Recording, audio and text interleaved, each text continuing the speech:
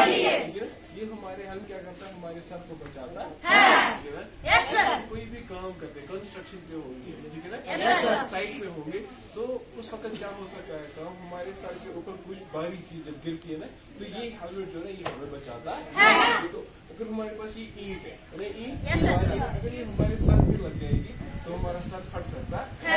लेकिन अगर हमें हेलमेट लगाते होगा, क्या लगाते होगा, तो हमारे सर को कुछ भी नहीं होंगे। Yes sir. तो ये हमारा क्या है, ये हेलमेट है हमारा, ऊपर से ऐसी ईंट लग गई, ठीक है ना, इसको कुछ हुआ, कुछ हुआ इसको, यानी कि इस ईंट से ये बच गया, ठीक है। ये हथौड़ा, ठीक है ना, अगर किसी के हाथ से हथौड़ा कोई फिसल गया, निकल गया, तो जैसे आप काम कर रहे होंगे, आपके सर पे लग सकता है हथौड़ा, ठीक है ना, तो आपके सर को लग सकती है। लेकिन देखो अगर आपको हेलमेट लगा के होगा, ठीक है ना, अगर आपको हेलमेट लगा के होगा, ठीक है, तो मैं क्या करता हूँ, मैं इसके सर पे ऐसे अगर हथौड़ा गिरेगा ना, तो इसका सर बच जाएगा। देखो हुआ कुछ, ये बच गया, ठीक है ना।